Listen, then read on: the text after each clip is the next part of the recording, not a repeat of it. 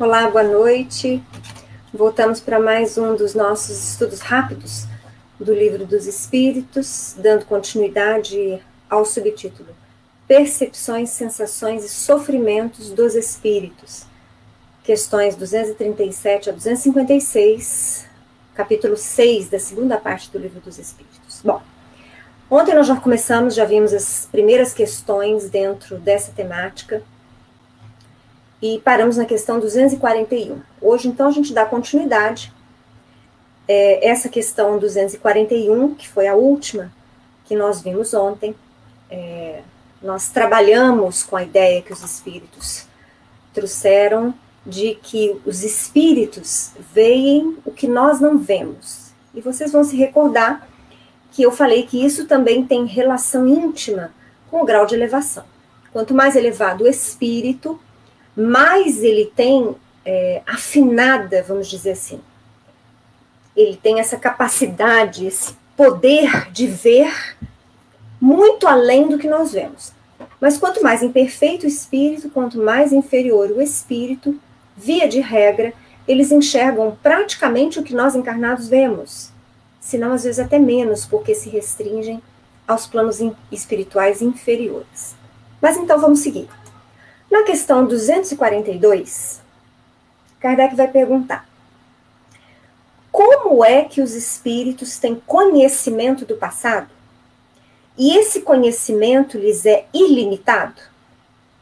Vale até como uma recordação da pergunta que já foi feita, né, por Kardec aos espíritos, se após a morte física nós podemos acessar todos os nossos arquivos pretéritos. Nós já conversamos um pouquinho sobre isso, né?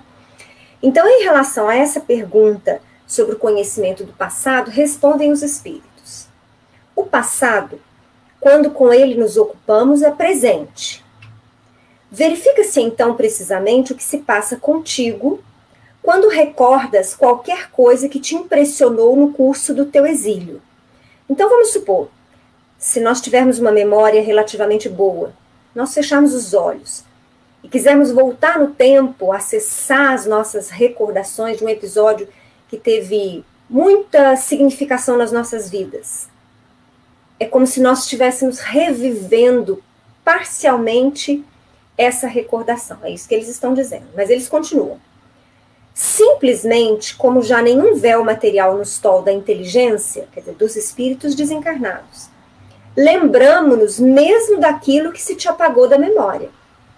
Nem tudo os espíritos sabem, porém, a começar pela sua própria criação. Bom, então aqui, o que tem de relevância nessa resposta de Kardec?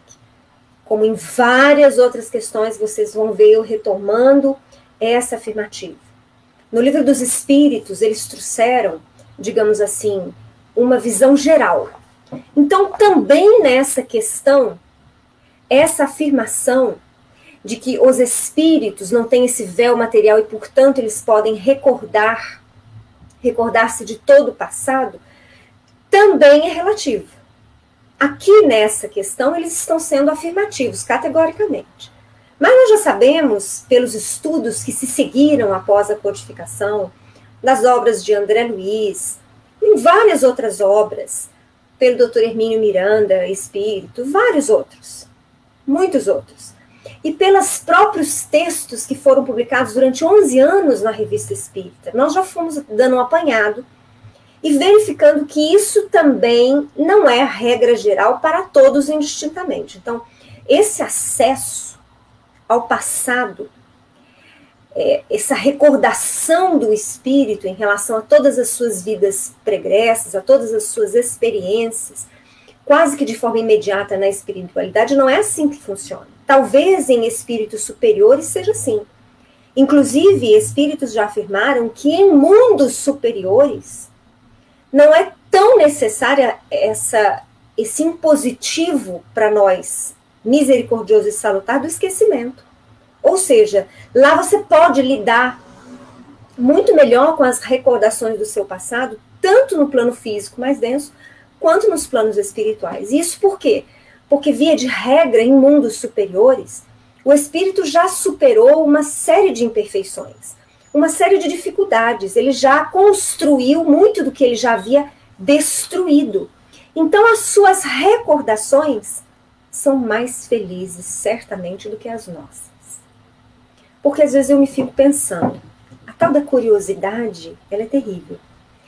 É claro que eu já me vi, uma hora ou outra, pensando, onde será que eu já morei? Qual o país que eu nasci anteriormente? Que línguas eu já falei? Quem eu já fui? A própria curiosidade, a nossa inteligência faz com que, vez ou outra, nós despertemos para esse tipo de questões. Mas, ao mesmo tempo, eu me recordo de um episódio que Divaldo conta. Ele era ainda jovem, médium já, e diz ele que caminhava uma vez por uma calçada e ele vinha pensando naquele instante que ele gostaria muito de saber das suas encarnações passadas. Ele queria muito saber isso. Ele tinha uma curiosidade muito grande. E nesse instante, um espírito, ele não disse se era Joana ou quem era, se manifesta a sua visão mediúnica e fala assim para ele, bem sério, se eu fosse você, eu não ia querer saber não. E desaparece. E aí conta ele que nesse instante ele falou assim, epa, eu devo ter aprontado muito. Eu devo ter tido experiências terríveis, então não quero saber mesmo não. Então, toda vez que eu me vejo pensando dessa forma, eu me lembro desse episódio do Divaldo.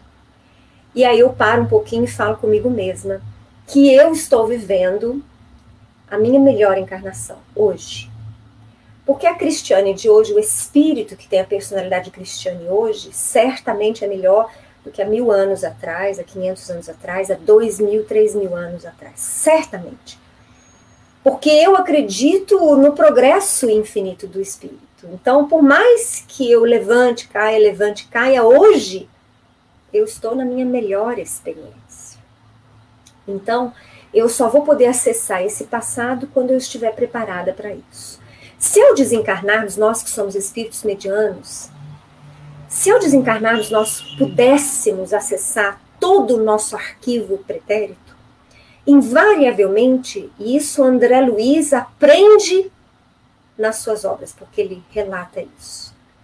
O espírito, invariavelmente, ao deparar-se com todos os seus crimes, todos os seus malfeitos, nós cairíamos num processo de culpa imenso, depressão imenso, e não conseguiríamos seguir adiante.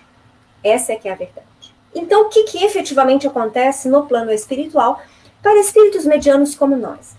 Na medida das nossas necessidades de aprendizado e a fim de programar novas experiências, nós vamos acessando aquilo que os benfeitores permitem das nossas experiências pretéritas. Nós vamos ver isso claramente no livro Nosso Lar, quando André Luiz está conversando com a dona Laura, porque a dona Laura está se preparando para retornar ao mundo físico, e o seu companheiro já havia retornado antes dela ao mundo físico. E a dona Laura conta, então, para André Luiz, exatamente isso que nós estamos falando, que ao desencarnar, ela não acessa, eles não acessaram de modo imediato o arquivo do pretérito. Eles se reencontraram no plano espiritual, recordando-se da última experiência reencarnatória em que haviam sido um casal, ela e seu companheiro. E então continuaram estudando, trabalhando, receberam alguns parentes que ao desencarnarem foram ter com eles, e então se dispuseram a pensar em novas experiências reencarnatórias. Então, nesse instante, a dona Laura conta que os dois procuraram um ministério específico, foram encaminhados a um benfeitor. E esse benfeitor, então, depois de conversar com eles, analisando cada um dos dois, decidiu que eles teriam acesso à leitura dos últimos 300 anos. E aí eles foram, então, receberam essa pasta, esse arquivo, ela e o seu companheiro, e foram ler 300 anos. Mas veja assim, era como se eles fossem ler romances, histórias dos últimos 300 anos de ambos. Depois de lido, meditado sobre aquilo que eles haviam lido, eles retornam a esse benfeitor no ministério, e aí eles atravessam um processo, a gente não sabe muito bem como seria, mas no campo possivelmente magnético, vibracional, na qual eles acessam os arquivos dos sentimentos relacionados a estes 300 anos. E aí a coisa pega. Porque aí eles não estavam só lendo como se fosse um personagem qualquer. Eles reviveram. E diz a dona Laura que não é para qualquer um. Então, diante desse relato da dona Laura, que era um espírito relativamente equilibrado, numa situação já harmônica e espiritual, não um espírito superior, mas um espírito, digamos assim, que tinha equilíbrio, que estava já há algum tempo no plano espiritual, preparava-se para o retorno ao plano físico, e que, com base naquilo que eles tiveram contato, inclusive na base do sentimento e das emoções dos 300 últimos anos, eles programaram o retorno à pátria física. Então vejam só, imagine nós, será que nós poderíamos acessar 1000 anos para trás? Certamente que não. É só a gente fazer um breve olhar, mas breve mesmo, sobre a humanidade que nos antecede. Como que foram os séculos anteriores a esse em que nós vivemos? O que os homens fizeram? Veja bem, nós ainda vemos crueldade, guerra, egoísmo, competição, corrupção, atrozes ainda hoje no século XXI. Imaginem as nossas experiências no século XI, no século X, no 8, no 15, no 2 a.C. Nós não estamos ainda preparados para acessar de pronto. Nós não somos espíritos já equilibrados o suficiente para olharmos para a nossa interioridade, para devassarmos esses painéis do nosso inconsciente e permanecermos firmes no caminho a seguir. Se nós, eventualmente, tivéssemos contato com toda essa carga, muito certamente, nós despencaríamos no remorso, na baixa estima, na menos-valia e, principalmente, em chegar a acreditar que a gente não merece outra oportunidade. Então, Deus é sábio. As leis divinas são magnânimas e perfeitas. O esquecimento, ele também permanece durante um tempo relativamente, aí pode ser curto ou longo, na espiritualidade.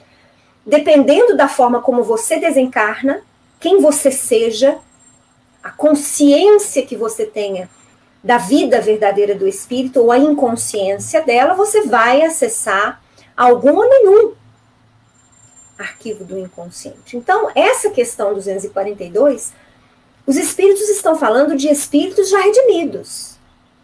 Espíritos que, no apanhar geral das suas reencarnações, têm muito mais boas recordações do que recordações terríveis, como em grande parte de nós as temos, né?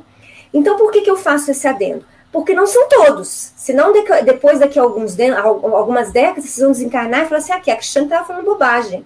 A Cristiane Kardec, porque está lá na questão 242, que a gente ia acessar todo o arquivo pretérito e eu não estou acessando. Então é isso.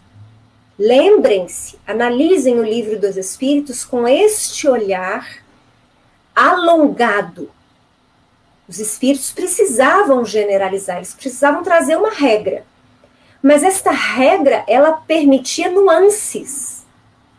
E eles vêm nos mostrando essas nuances nas décadas posteriores. Os próprios espíritos nos relatam o que efetivamente se dá com eles.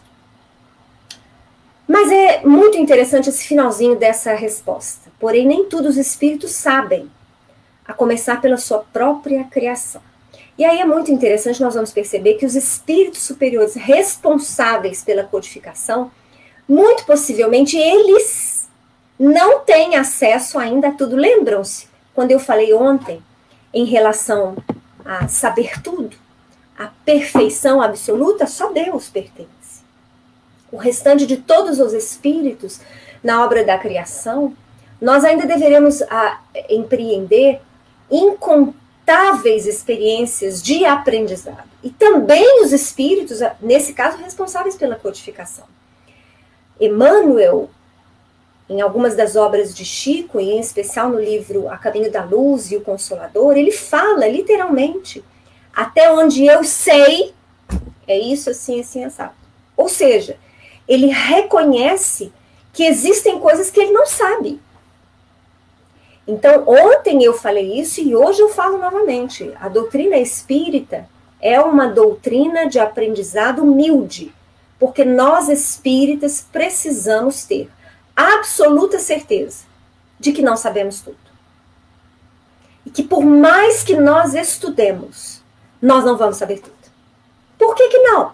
Porque nós somos espíritos medianos, ainda experienciando no mundo de provas e de expiações. Então, olha que absurdo, que arrogância achar que a gente vai saber tudo.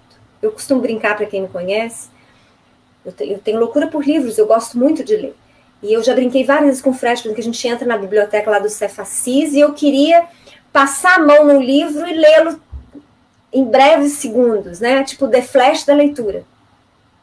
Mesmo que eu fizesse isso, no plano da Terra, eu não saberia tudo. Então é exatamente isso. Os espíritos não sabem tudo. Então, em relação ainda ao princípio das coisas, da própria criação, eles não sabem mais, ou talvez saibam um pouquinho mais do que nós outros, mas não sabem tudo. Bom, vamos continuar. Na questão 243, Kardec pergunta: e o futuro os espíritos conhecem? Então tá, do passado nós já falamos. Nós não conseguimos acessar tão fácil assim esses arquivos. Espíritos mais equilibrados, espíritos superiores, já têm um acesso maior aos seus arquivos do passado. Mas em relação ao futuro, Kardec pergunta: os espíritos o conhecem? E eles respondem: ainda isto depende da elevação que tenham conquistado. Muitas vezes apenas o entreveem, porém, nem sempre lhes é permitido revelá-lo. Então, aqui, vocês vão se recordar, lá na primeira parte dos espíritos, quando eles novamente informam que não é tudo que eles podem trazer. Antes disso, nós vamos ter lá com Jesus, né? Que nós não concedamos, para que nós não dessemos pérolas aos porcos. Então, o que quer dizer isso? Que a revelação, que o conhecimento, as explicações que o próprio plano espiritual vem nos trazendo, ou que nós mesmos buscamos através da ciência, através da filosofia, no mundo material, elas vão caminhando, acompanhando o progresso da criatura. Não adianta nós sabermos que a matemática já está muito avançada. Vamos pensar, por exemplo, nos logaritmos.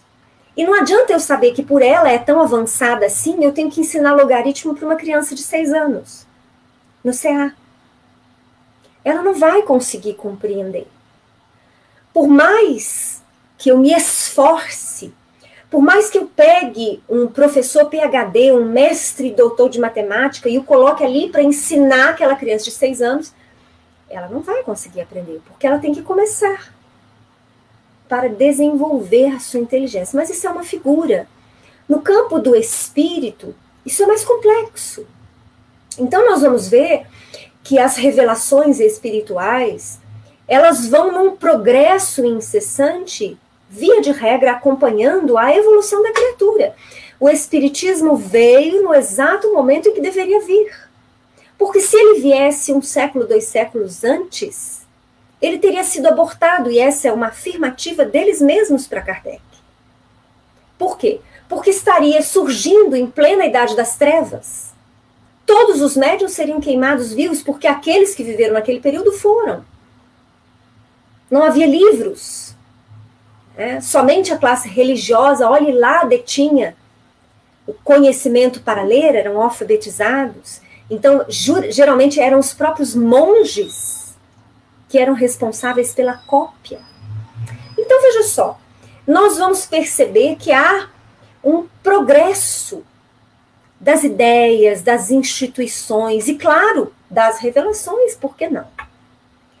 Então, nem sempre, apesar deles já saberem um pouco mais que nós outros, eles podem nos revelar tudo.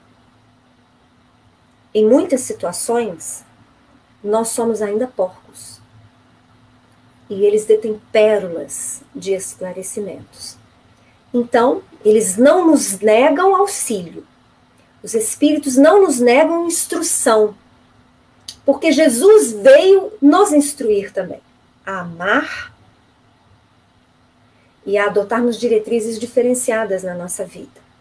Jesus veio nos ensinar lições importantíssimas de humildade, de amor, de caridade, tolerância, respeito, solidariedade e muitas outras.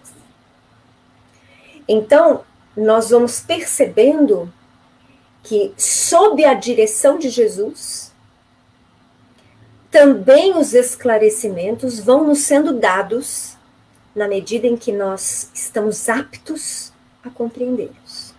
Mas vamos continuar na resposta. Dizem ainda eles, quando veem o futuro, parece-lhes presente. À medida que se aproxima de Deus, tanto mais claramente o espírito descortina o futuro. Depois da morte, a alma vê e apreende num golpe de vista suas passadas migrações, mas não pode ver o que Deus lhe reserva. Para que tal aconteça, preciso é que ao cabo de múltiplas existências se haja integrado nele. Então, apesar desta também ser uma resposta geral, percebam vocês, nós vemos nela, inscritas nesta resposta já, essas gradações, essas variantes que eu venho colocando para vocês. Então, ele começa, dizendo que depende da elevação. Se o espírito tem maior visão ou não do futuro, assim como dependia o conhecimento do passado ou não, que eu ressaltei para vocês. E no final ele coloca que depois da morte a alma vê e apreende num golpe de vista suas passadas migrações. Nós já conversamos que não é bem assim. Almas já mais evoluídas, a gente até pode acreditar que elas consigam acessar esses arquivos de modo mais fácil e num montante bem maior. Mas almas medianas ou almas inferiores, espíritos ainda muito imperfeitos, não têm. Muitos deles, e essa realidade ela se apresenta nas reuniões mediúnicas, muitos espíritos ao desencarnarem sequer sabem que estão desencarnados.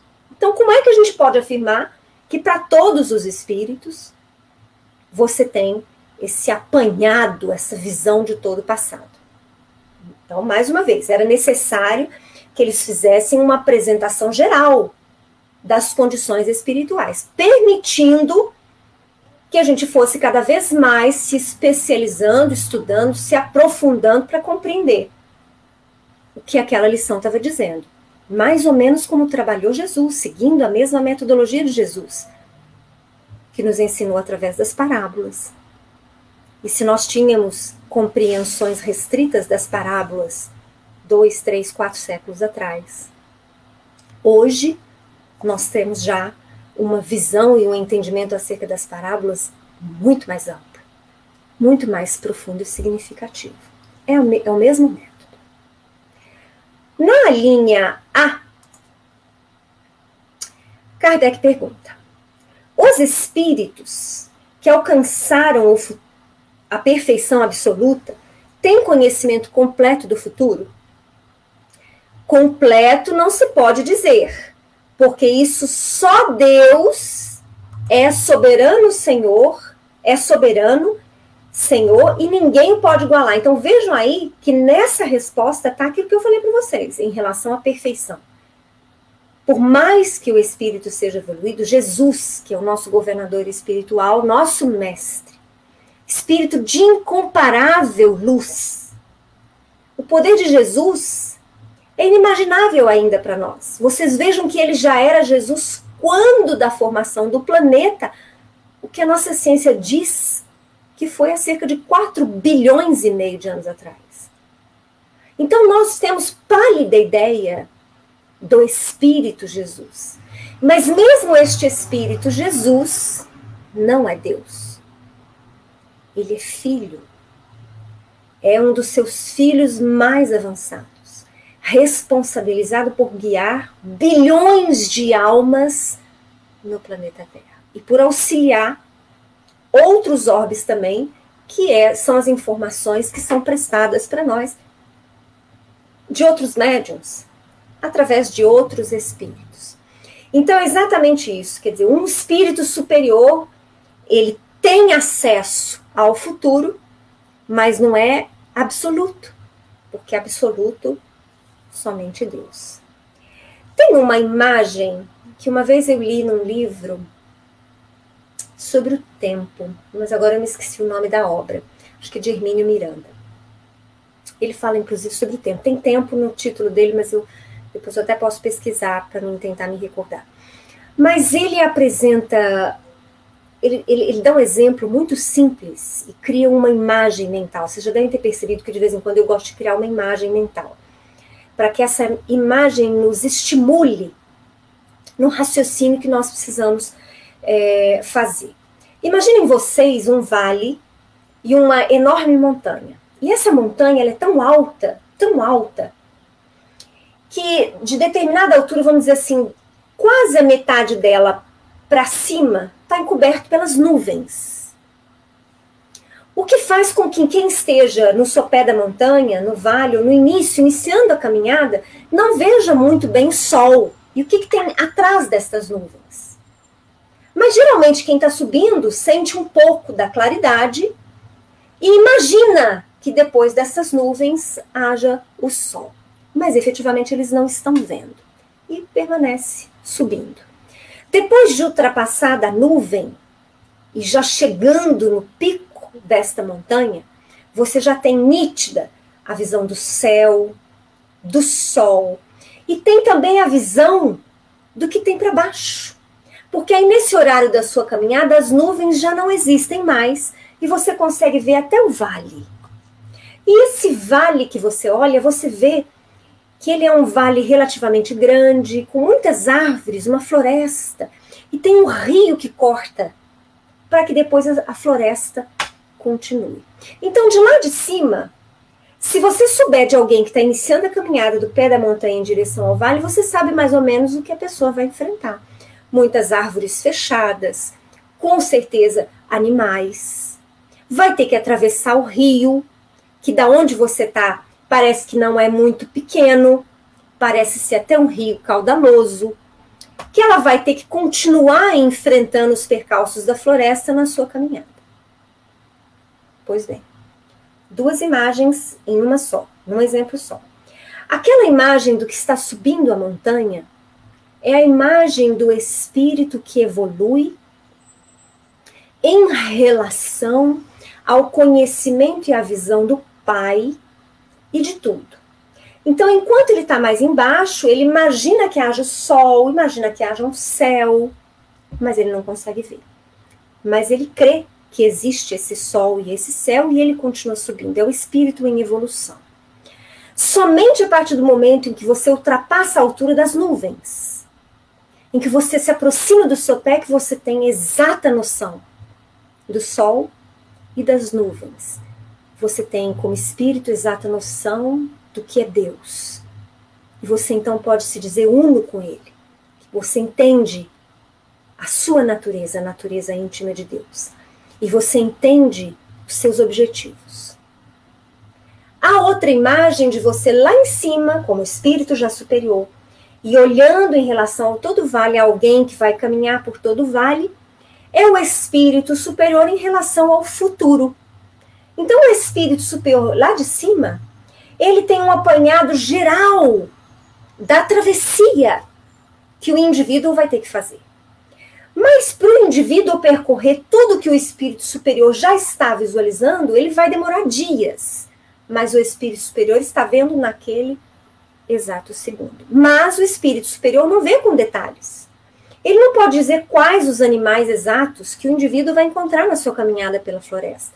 Ele não pode afirmar a profundidade do rio, mas ele sabe de todo o caminho a percorrer. Interessante a imagem, né? Eu gostei muito desse exemplo. Porque dá essa visão da caminhada do espírito. Então, nós podemos compreender por que o apóstolo João, quando ele teve as revelações que ficaram conhecidas para nós como Apocalipse, ele traz uma série de imagens figurativas muito estranhas para a nossa interpretação. Muito possivelmente João levado num patamar mais alto da evolução. Ele teve essa visão geral, mas sem muitos detalhes, inclusive sem detalhes de, digamos assim, de palavras, do significado daquilo que ele estava vendo, né? Então, o Apocalipse é uma obra que tem que ser lida, né, na Bíblia, tem que ser lida, meditada sobre ela, que a gente precisa buscar mecanismos para nos auxiliar na interpretação, mas não deixa de ser essa viagem do apóstolo João, desse grande vale do futuro, mas sem nos dar todos os detalhes esmiuçadamente. Espero que vocês tenham gostado dessas poucas questões e dessa imagem da evolução do espírito e do futuro. A gente volta amanhã, às 7 horas da noite, para mais um estudo rápido do Livro dos Espíritos. Eu quero agradecer a presença do Valdeci, do Carlos, da Denise, do Anderson e da Bárbara. Muito obrigada, fiquem com Deus, até amanhã.